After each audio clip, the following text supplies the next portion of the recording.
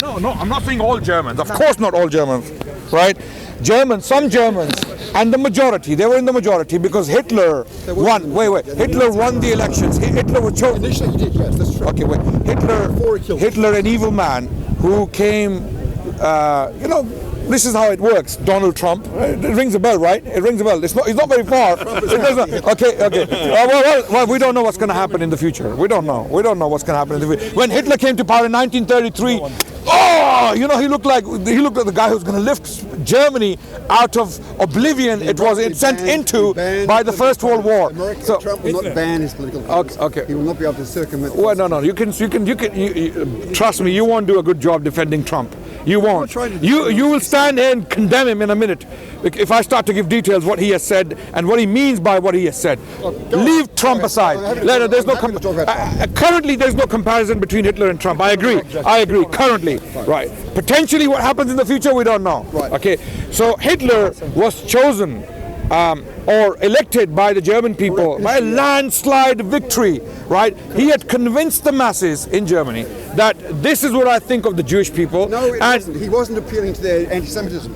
He appealed to their patriotism. Whatever. The Jews. I'm saying whatever it was. He was elected in 1933. Okay. The Jews were started to be killed in 1940. Whatever it was. I don't care. I don't care about the details. They didn't elect him because he was anti-Semitic. So socially, when things are agreed upon, sometimes doesn't necessarily mean those things are right. Okay, just because there is a social consensus in a society on something. Alcohol, for example. Wait. Let's talk about a more homely example. Alcohol. Here in this society where we live now, alcohol is normal. People use majority. I'm talking to the majority, right? There's nothing wrong with having a pint or having a shot here and there. No problem with that, right? But we know alcohol is directly linked to 80% of the violent crimes taking place in Britain, right? But that's true. I can't. I don't accept that. First one yesterday. Okay. Alcohol is directly linked to most violent crimes in this country. Take my word for it. Go and do some research. It is. Yeah. Okay. So now, your social consensus point goes down the drain. Why? It doesn't, because morally you cannot use social consensus to support your morality. No, I agree. There are times. Thank you. So now where do your morals come from? I'm not saying all morals are good. Some morals are bad. Some morals are poor. But when you say good, it's a circular argument. When you say good, what do you mean? You're going to say when it's moral. And when I'm going to say, what's moral, you can say when it's good. Okay, what is good? It's moral. What is moral is good. So you're going to go around in circles. We have to have a referee that tells us what's good and what is not. Yes, thank you. Otherwise, it is destruction, chaos on a grand scale, global destruction. Something which I disagree, such as, what if the referee claims that women are only worth in court half the validity of a man? That referee is wrong if he claims that. He did claim that. I know what you're talking about. So you have misunderstood. And Sharia. You have misunderstood that. The same referee tells you, if you paid attention to that referee otherwise, he tells you that the testimony of a woman is absolutely equal to a man in the same court. The same referee tells you that. Did you know that, gentlemen? Did you know that? Hold on a minute. Did you know that, gentlemen? Okay. Not only that. Wait. Let me finish. Now, I haven't finished it. The same referee. Can I finish? The same referee tells you that a woman is far more superior than a man in status. The same referee tells you that. Where? You're laughing, but okay. So there's a bigger picture you've missed, right? In chapter 24. Wait. Let me finish. And men are allowed to mistreat women. And treat them as their property, but they exalt women. Right. Okay. Now, when you're going to talk about these things, firstly, before we get to these things, I'm completely open to these questions, and I will show you why you may have misunderstood these points in our faith, or why you may have understood the referee. That's why you reject the referee, because you don't actually understand the referee. So that's why you don't accept his judgment. Now, before we get to that point, I want to know the standard you are using to judge that referee. Where does that standard come from, and why is that standard worthy of our attention? Why shall we now follow that standard which you have come up with? No evidence whatsoever of the existence of referee. Sorry? I see no evidence whatsoever of the referee even existing. B, I believe that all morals ultimately stem from These are completely different questions now. We are jumping from morality to another question now, God's existence. Now, can we stick to morality? I'm asking you a question. You as an atheist, what standard do you have to judge the referee or anyone else for that matter, and where do you get this standard from, and why is that standard even true? Are you asking me how we judge a referee, or asking how we get morals if we don't have a referee in the first place? Yeah. Okay, let's go to this latter point first. It's often thought that people like yourselves, or atheists, cannot have morals because we don't believe the referee is giving us the external referee is giving us the morals by which we must believe.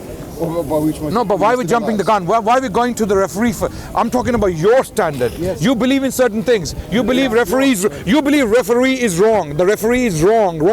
I'm asking wrong based upon what? What do you mean by wrong? Well, first of all, I don't believe the referee exists. But secondly, okay, that's another question. Correct. But but I know you think the referee exists, and I'm merely taking you at your. My thinking doesn't matter. I'm asking you about your thinking. Why do you think things are wrong? What do you mean by wrong? Okay.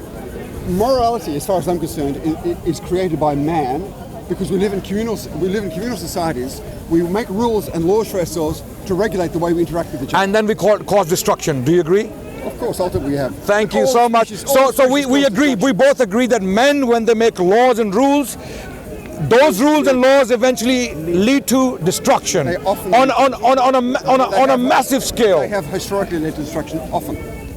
But that's more often than not. More often than not. Societies in the world today are the Western society. Okay, let's talk. This one. Let's discuss the existing laws. Let's discuss the existing laws. There are laws. There are wars all over the Middle East. Okay. Islam rules. So there's no wars in Europe. So the bottom line is wait. Can we not digress? Can we?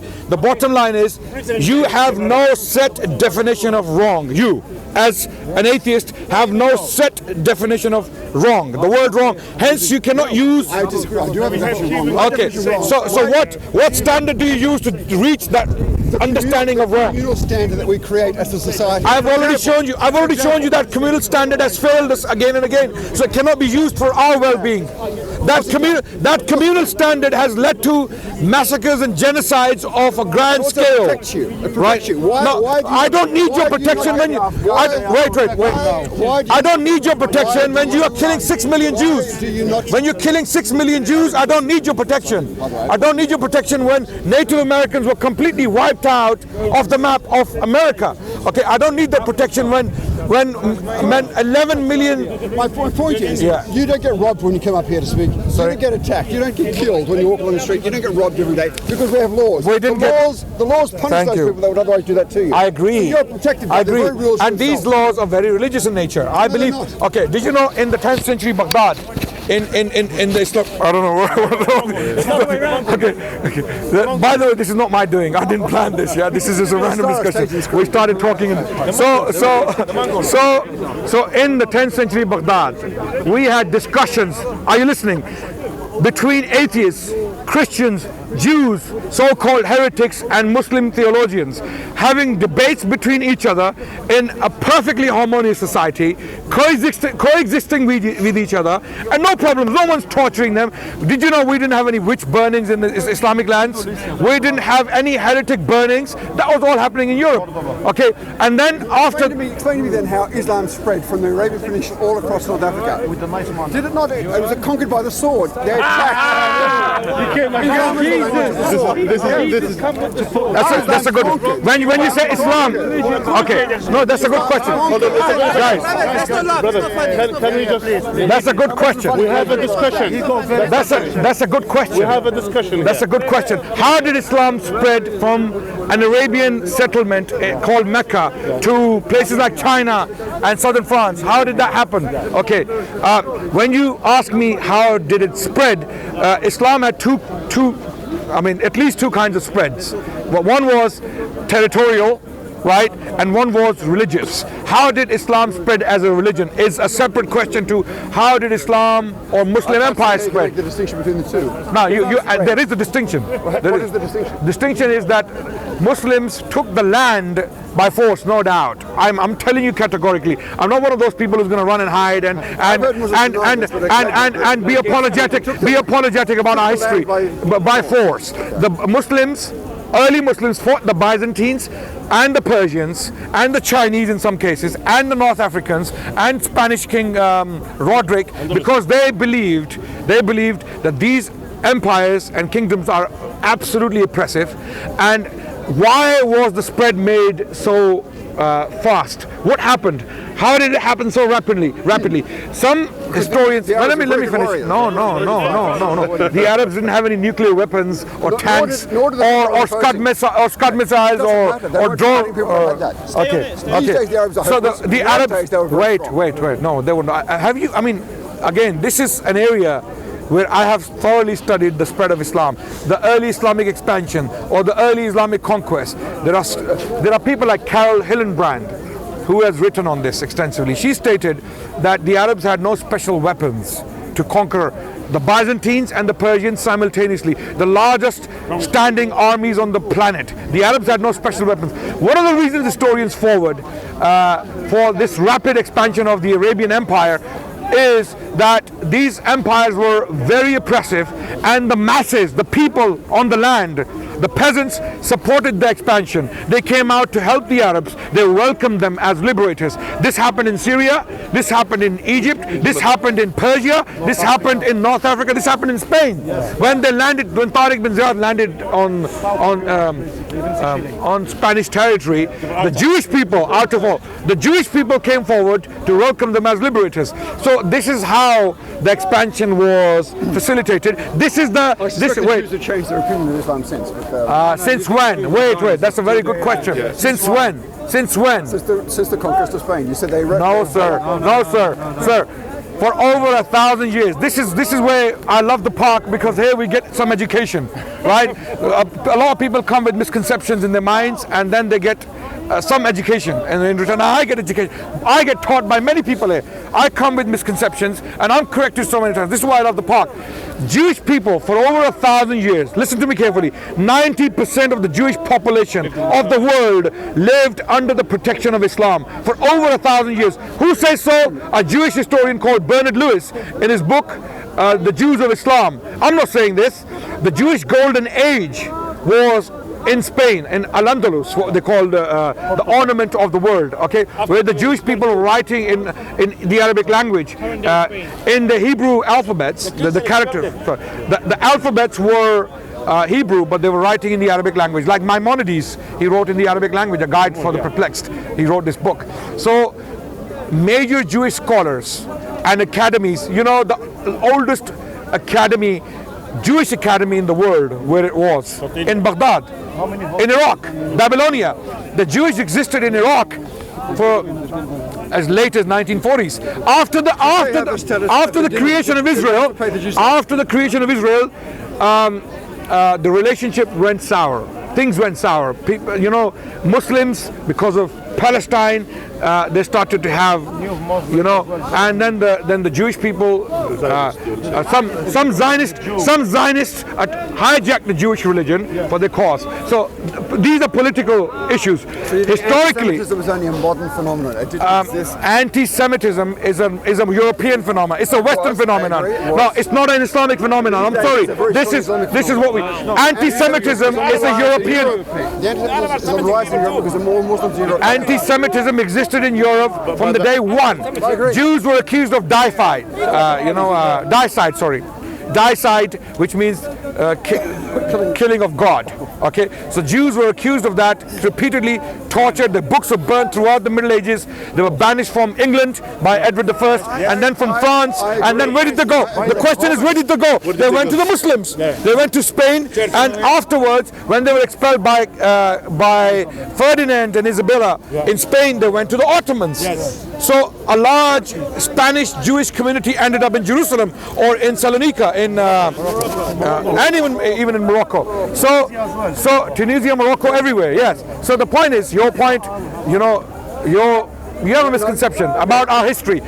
Islam. No, I asked you how Islam spread. You said it spread territorially as distinct from religiously. Yes. Now you're saying you're distinct. So the religion of Islam. You say you conquered lands, yes. Yes. But you were welcomed as liberators, and you persuaded the local population to take the religion. How do I know this? Muslims were in power in Egypt until now. until now. Okay, since Muslims took Egypt, it has been in their hands, right? The oldest Christian community in the world, arguably, is the Coptic Christian community.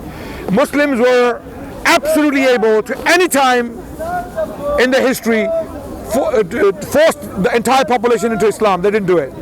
The oldest churches in the world are in the Muslim world. They were not demolished, right? Okay. That's because what is now the Muslim world, the Middle East, was originally the Christian world. Thank you, but it has been the Muslim world for the last time. Even the Crusades, which Muslims are very fond of quoting as aggression by the West against Islam, that was all they were doing was trying to reclaim Jerusalem, which had been taken from them by the Arabs in the first place. So Islam had conquered Jerusalem, so the Crusades were a response to that. When did Islam conquer Jerusalem? Of course they did. When? What, in the 9th century or the 10th century? No, sorry. Muslims took Jerusalem in the 7th century, 636 CE. Right, exactly. And how can you call Crusades a response to that when Crusades are taking place in the 11th century? There's a gap of 5 centuries between the early. So there is no response. The claim was, by the Europeans, by the Pope, kings, by the Pope, and by the kings. Right. They said we so have what to reclaim happened? The Holy Lands from the infidel, right? Okay. Which is what you guys call us. But What's your name? Greg. Greg. Yeah. Greg. When the Crusaders came into the Middle East, you know what happened? What happened in Jerusalem? The Jews fought them. The Muslims fought them, and the Middle Eastern Christians fought them because they saw them as barbarians who have come to disrupt the peace. Against the Crusaders. Sorry? Yes. Yes, they fought. Armenian Christians fought against the Crusaders because they had a perfectly harmonious existence with the Muslims. Muslims the Holy Sepulchre. The Holy Sepulchre. Saladin, he had generals of Christian generals. And again, all of these things. I'm surprised that an intelligent man like yourself hasn't been able to so far study the history of Islam thoroughly to see this side of the picture. Okay, what you see, I don't blame you. What you see on the media, a bunch of Islamophobes going around, including atheistic activists. Some of these atheist activists who put up videos, Richard Dawkins, Sam Harris, Christopher Hitchens. I love Richard Dawkins. I love Christopher Hitchens. So you agree with Sam Harris when he said that we should preemptively nuke the Muslims? No, he never said that. What did he say? What did he say? Shall I read what he said? Fine. Okay, what did he say? What did he say? But if he said it. Read Sam Harris. But if he said it. Well, how can I said he didn't say it, so how can I say that?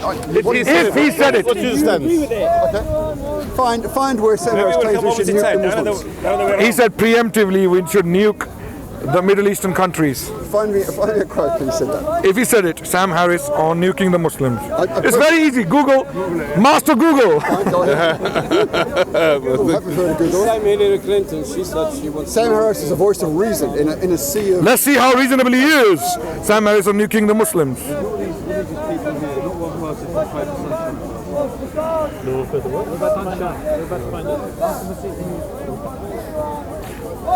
We should profile Muslims or anyone who looks like he or she could conceivably be a Muslim. Okay, wait, son. It doesn't spend it. Wait.